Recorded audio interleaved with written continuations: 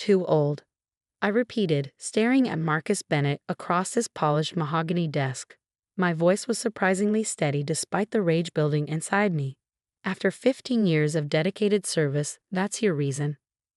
Marcus leaned back in his leather chair, a practiced look of sympathy on his face that didn't reach his cold blue eyes. Victoria, let's be honest. The tech industry moves fast. We need someone more dynamic, someone who can keep up with the pace. I was 53, not dead, and I'd just finished leading the most successful project launch in the company's history. But there I sat, being patronized by a man 20 years my junior, a man whose career I'd helped build. The severance package is generous, he continued, sliding a folder across the desk. 3 months' pay, health insurance through the end of the year. It's more than fair. I didn't touch the folder. Instead, I thought about the drawer in my home office, filled with 15 years of carefully preserved documents. Letters, emails, memos, evidence of every questionable decision, every unethical move Marcus had made on his climb to the top, including the letter he thought he'd destroyed 5 years ago, the one that could bring his entire empire crumbling down. Is this decision final? I asked, keeping my tone neutral. Years of practice had taught me how to hide my thoughts behind a mask of professional composure. Marcus nodded, already reaching for his phone, dismissing me from his mind. HR will help you with the paperwork. Security will escort you to clear out your desk. I stood up, smoothing my blazer. Very well. Thank you for the opportunity to work here, Marcus. The words tasted bitter in my mouth, but I forced them out anyway. He glanced up, surprised by my calm acceptance. For a moment, I saw uncertainty flicker across his face. Good. Let him wonder. As I walked out of his office for the last time, my mind was already racing with possibilities. I'd spent years watching, waiting, documenting. Now it was time to use what I gathered. The security guard who escorted me to my desk was Tommy, a kind man who'd always greeted me with a smile. I'm sorry about this, Ms. Reynolds, he said quietly as I packed my personal items into a cardboard box. It's not right, what they're doing. I gave him a small smile. Everything happens for a reason, Tommy. My colleagues watched from behind their computer screens as I packed, their faces a mix of pity and discomfort. None of them knew that my desk had been cleared of anything important weeks ago, when I first noticed the signs of what was coming. The subtle exclusion from meetings, the younger employees being copied on my projects, Marcus's increasingly condescending tone. Jessica, my young assistant, approached with tears in her eyes. Victoria, I can't believe they're doing this. You're the best manager we've ever had. I hugged her gently. Keep your head up, Jess, and keep documenting everything like I taught you. She nodded, understanding in her eyes. She'd been my protege, and she knew some of my methods, if not my reasons. The drive home was surreal. 15 years, ended in a 15-minute meeting. But as I pulled into my driveway, a sense of calm settled over me.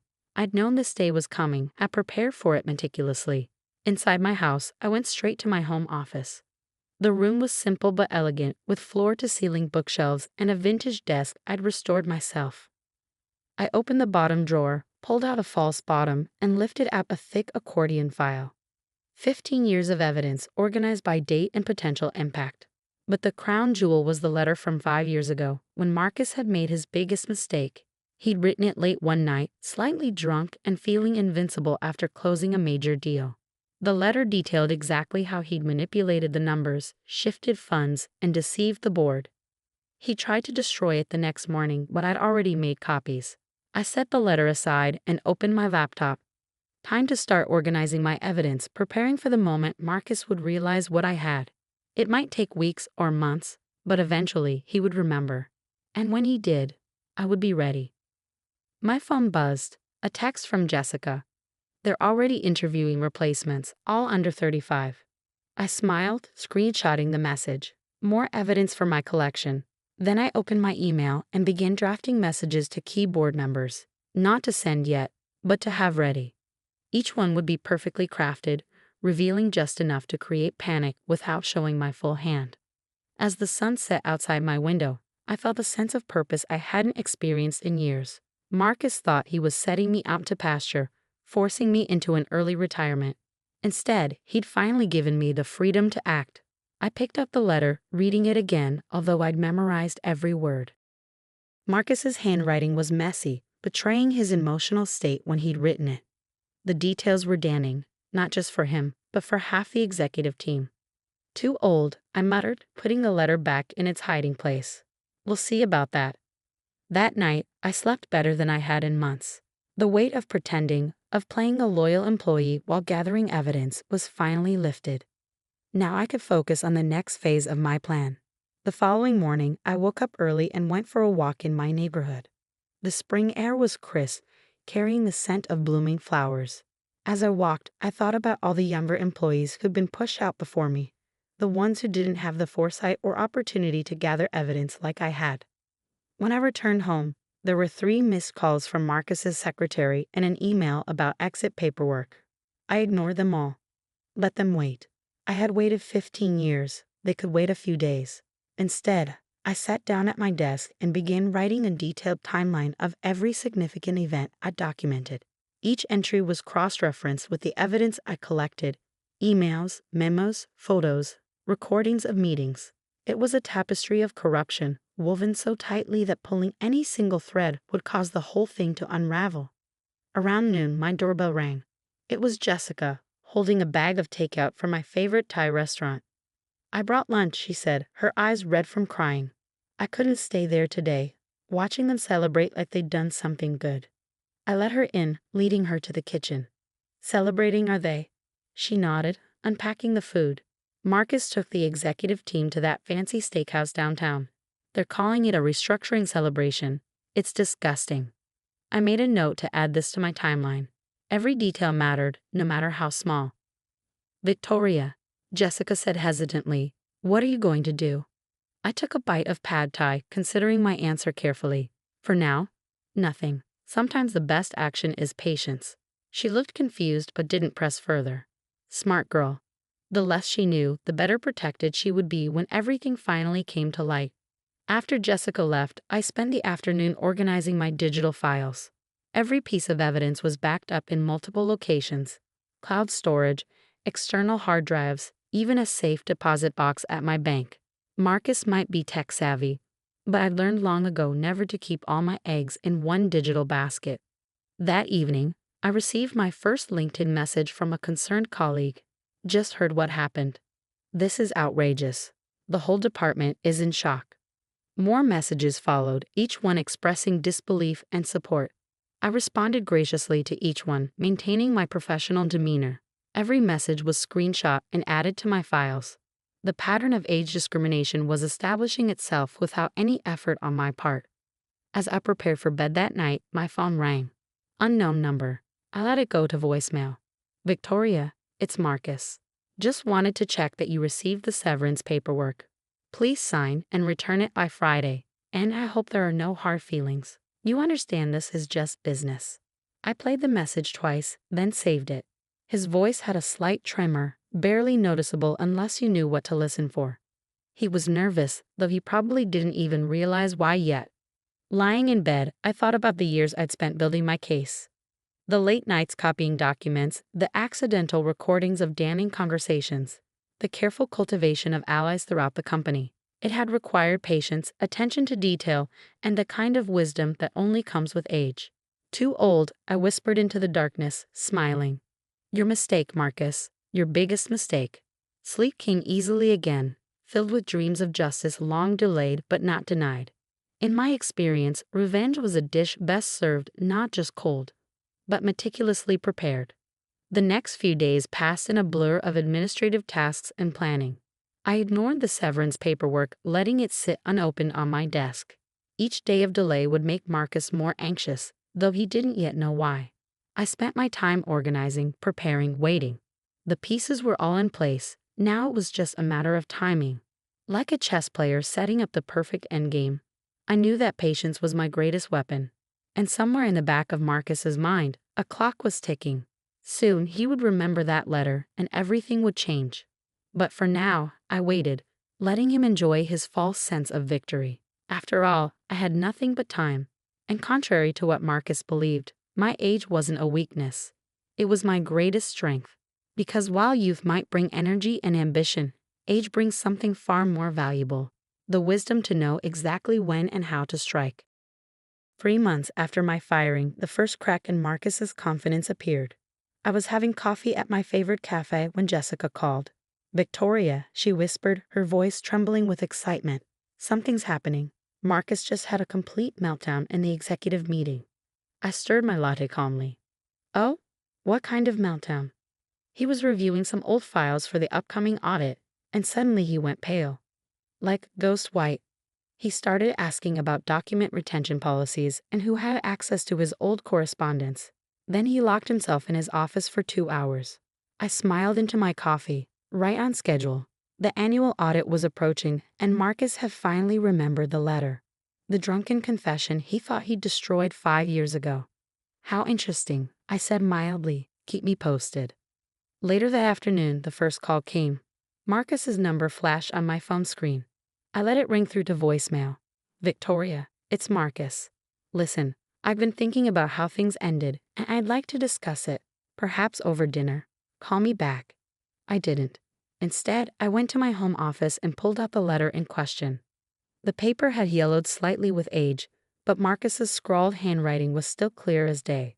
The contents were even more damning than I remembered. Detailed descriptions of fraudulent accounting practices, insider trading, and systematic discrimination. 2 more calls came that evening. I ignored them both. The next morning, I drove to my bank and added another document to my safe deposit box. A detailed account of Marcus's recent behavior, witnessed and signed by Jessica. Every reaction, every panicked question about old documents meticulously recorded. When I returned home, there was an email from Marcus.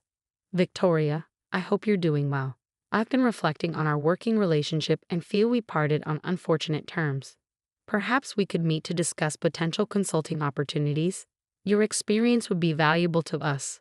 Best regards, Marcus." I screenshot the email and added it to my evidence file. The contrast between this tone and his dismissive attitude 3 months ago would make an interesting exhibit. That afternoon, I had lunch with Barbara, a board member I cultivated a friendship with over the years. She didn't know about my evidence, but she knew injustice when she saw it. "The company's not the same without you," she said, sipping her wine. "Marcus is acting strangely. Paranoid. Yesterday he asked for access to all archived correspondence from 5 years ago." I raised an eyebrow. 5 years ago specifically? How odd. Barbara leaned forward. "There are whispers about the upcoming audit. Discrepancies in old reports. Marcus keeps saying everything's fine." But she shrugged meaningfully. I listened sympathetically, asking just the right questions to keep her talking. Every piece of information was another thread in my web. The next week brought more calls, more emails, each one increasingly desperate. Marcus went from offering consulting work to hinting at a potential position on the board. I maintained my silence. Finally, he showed up at my house.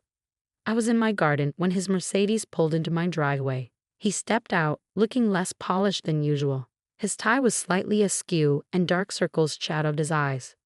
"Victoria," he called out, trying to sound casual. "I've been trying to reach you." I set down my gardening tools and stood slowly, brushing dirt from my hands. "Yes, I saw your calls. I've been busy enjoying my retirement. You know, at my age, it's important to rest." He flinched at the subtle jab but pressed on. "Look, I think we got off on the wrong foot. The company misses you. I miss your institutional knowledge." Ah, there it was. Not my skills, not my leadership, but my knowledge. What I might know. "How thoughtful," I replied. "But I'm quite content here with my garden. Amazing how much wisdom you can gain working with the earth. Everything leaves traces, doesn't it? Like these flowers, even when you think they're gone, the roots remain, waiting for the right moment to bloom again." Marcus shifted uncomfortably, his eyes darting to my house. "Victoria, I think we need to talk." "About?" "Old times. Old documents." I picked up my gardening shears, watching him take a small step back. "Old documents? You'll have to be more specific." I kept very thorough records during my 15 years at the company. It was one of the advantages of my experience.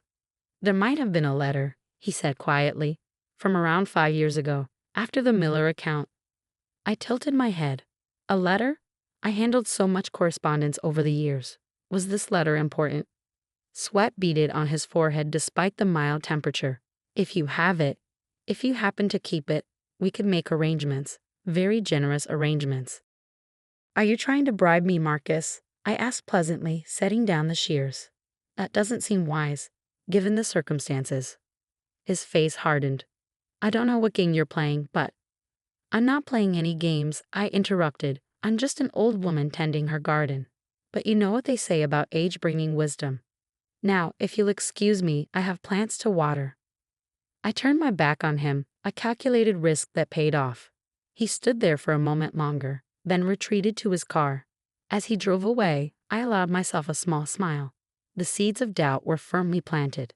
That evening, Jessica called again. Marcus had it searching through old backup files all afternoon. He's freaking out. Is he? I said mildly. How unfortunate. By the way, Jess, remember to forward me those emails about the new hiring policies. The one specifically mentioning age preferences. Already done, she replied. Victoria, when are you going to do something? I looked out my window at the garden where I confronted Marcus. Everything has its season, Jessica, even justice. The next day, I received a formal letter from Marcus's personal attorney, offering to resolve any outstanding issues for a substantial sum. I filed it with my other evidence without responding. 3 days later, Marcus called again. This time, I answered. Hello, Marcus. Victoria, he said, his voice strained. Please, that letter. I know you have it. Name your price. I let the silence stretch for a moment. It's interesting, isn't it? How something as simple as a letter can suddenly become so valuable, almost as valuable as 15 years of experience. What do you want? He demanded. Want? I'm exactly where I want to be, Marcus. Enjoying my retirement, tending my garden, organizing my files. I have so many files, you know. Letters, emails, recordings. It's amazing what accumulates over 15 years. There was a sharp intake of breath on the other end of the line. Recordings? Oh yes, I said cheerfully. I may be old, but I learned to adapt to new technology. Another advantage of experience. Why are you doing this? I'm not doing anything, Marcus. I'm simply being thorough. Methodical. Careful. All those qualities you dismiss as being too... What was the word? Ah yes, dynamic. The line went quiet for so long, I thought you hung up. Finally he spoke again, his voice barely a whisper. How many other letters are there? I smiled into the phone. Which ones are you worried about? After he hung up, I went to my office and began preparing the next phase of my plan. Marcus's panic was satisfying, but it wasn't enough. Not after what he'd done to me and so many others. I opened my laptop and began drafting emails to each board member, carefully crafted messages that would hint at what I knew without revealing everything. Like dropping pebbles in a pond, each one would create ripples, spreading doubt and uncertainty through the company's leadership. The game was entering its final phase, and I had all the pieces in place. Marcus thought he forced me into retirement, but he'd actually given me exactly what I needed: time, freedom, and motivation. I picked up the original letter, reading it one more time. Soon, very soon, it would be time to show my full hand. But not yet. Like my garden, this revenge needed time to fully bloom. For now, I would let Marcus stew in his own fear, wondering just how many letters I had, just how many recordings existed. Let him lose sleep over what might be revealed in the upcoming audit. After all, I had nothing but time, and I intended to use every minute of it. The annual shareholders meeting was scheduled for a bright Thursday morning in September, exactly 1 year after my firing. I'd chosen this day carefully. Timing, as always, was everything. The night before, I couldn't sleep, not from nervousness, but from anticipation. I sat in my garden, watching the stars and thinking about how far I'd come. My phone buzzed constantly with desperate messages from Marcus. Please, we can work this out. Name your price. Think about what you're doing. I let each one go unanswered. The time for negotiations had passed long ago. That morning, I dressed with particular care. A crisp charcoal suit, pearl earrings, and my mother's vintage Cartier watch. As I applied my lipstick, I thought about all the people Marcus had pushed out before me. The women over 40, the men nearing retirement age, all discarded like outdated equipment. Jessica met me in the parking lot of the corporate headquarters, clutching a thick manila envelope. Everything's ready, she whispered. The board members all got your email this morning. They're in a panic. I nodded, taking the envelope. And Marcus? Locked in his office is at 6 a.m. He's called his lawyers 3 times already. The email I'd sent to the board was simple but effective. A meeting request with a single attachment, a scanned copy of one of Marcus's lesser indiscretions. Not the big letter, just enough to prove I had evidence of wrongdoing.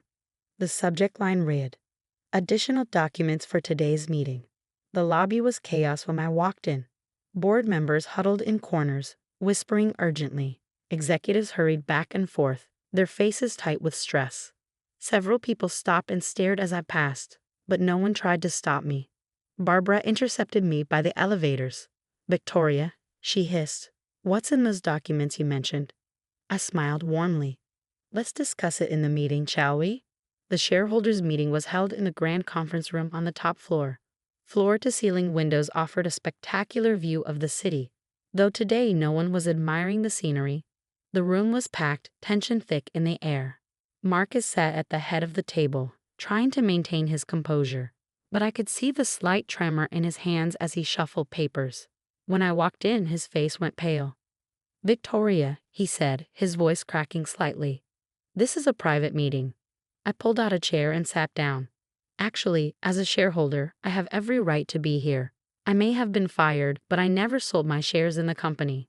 Before he could respond, I began distributing copies of a thick document to everyone present. "I've prepared some materials for review," I said pleasantly. "I believe you'll find them quite illuminating." The room fell silent as people began reading. I watched their faces: shock, disbelief, anger. The document detailed 15 years of systematic age discrimination, financial misconduct, and corporate fraud. Each claim was supported by emails, memos, recordings, and photographs. And at the center of it all was Marcus's infamous letter, its contents even more damning in the harsh light of day.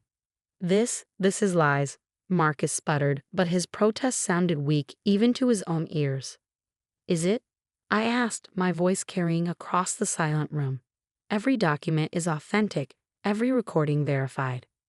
I believe the SEC would be particularly interested in the section about the Miller account, and the Department of Labor might have questions about your hiring practices. One of the major shareholders, a stern woman named Eleanor, looked up from the papers. "Marcus, is this true? Did you really fire 38 employees over the age of 50 in the past year alone?" "It was restructuring," he stammered. "Cost-cutting measures. And replace them all with employees under 35? I added helpfully, "at higher salaries." The board chairman cleared his throat. "Marcus, I think you need to step out while we discuss this." "You can't be serious," Marcus protested. "She's just a disgruntled ex-employee." I stood up slowly, commanding the room's attention. "No, Marcus, I'm someone who watched you systematically destroy careers and lives because you thought age made us worthless. I'm someone who had the wisdom and patience to gather evidence while you got sloppy and arrogant. And now I'm someone who's going to watch you face the consequences." The next 2 hours were a blur of heated discussions, legal consultations, and hastily called votes. By the end, Marcus was suspended pending investigation, and the board had voted to appoint an interim CEO, Barbara. As security escorted Marcus out, he tried one last time. "Victoria, please. We can still work something out." I walked up to him, close enough to see the defeat in his eyes. "You know what they say about wisdom coming with age? It's true. I learned to wait, to watch, to document everything. And now you get to learn what it feels like to be pushed out of the company you helped build." The aftermath was exactly as I planned. The SEC launched a full investigation. The Department of Labor opened an inquiry into the company's hiring practices. Marcus faced criminal charges for financial fraud. 1 month later, I sat in my garden enjoying the autumn sunshine. My phone rang. "Barbara, the board's reviewed your proposal," she said. "They want you to head the new Ethics and Compliance Department. Full autonomy, direct board reporting, and complete authority to implement age-inclusive hiring policies." I smiled, watching a butterfly land on one of my roses. "Tell them I accept." "Victoria," Barbara added, "I have to ask, why did you wait so long? You could have exposed Marcus years ago." "Sometimes," I said, thinking of all the lives Marcus had impacted, all the careers he derailed, Justice needs time to mature. Like a garden, you can't rush it. You have to nurture it, tend it, and wait for the right moment to harvest. After hanging up, I walked through my garden, touching the flowers I planted the day after my firing. They had grown strong and beautiful, just like my revenge. Marcus had thought age was a weakness, but he'd learned the hard way that with age comes patience, wisdom, and the ability to play the long game. The next morning, as I walked into the office, my new office, I passed the security desk where Tommy still worked. He grinned and gave me a thumbs up. Jessica was waiting by my door, beaming. "Welcome back, boss." I smiled, touching the nameplate on my door. "It's good to be back. Now, let's make some changes around here." My first act as Ethics and Compliance Director was to implement a comprehensive age discrimination training program. My second was to review all terminations from the past 5 years, offering reinstatement to those who had been unfairly pushed out. Marcus's letter hung framed on my wall, a reminder that patience and wisdom will always triumph over arrogance and discrimination. Below it, I placed a small plaque with a quote I'd chosen carefully. "Age is an issue of mind over matter. If you don't mind, it doesn't matter." As I settled into my new role, I thought about all the other Victorias out there, experienced professionals being pushed aside because of their age. My story would give them hope, show them that sometimes the best revenge isn't swift or dramatic, but patient and methodical. The company flourished under the new leadership. Our inclusive hiring practices brought in a diverse range of talent, combining the energy of youth with the wisdom of experience. We became a model for other corporations, proving that success doesn't have an age limit. 1 year to the day after the shareholders' meeting, I received a letter from Marcus. He was awaiting trial, his reputation in tatters, his career destroyed. The letter was an apology, probably advised by his lawyers, but I appreciated the irony. Another letter, another turning point. I filed it away with all my other evidence, a final piece in the story of how patience and wisdom had triumphed over discrimination and arrogance. Then I went back to work because there was still so much to do. After all, I wasn't too old, I was just getting started.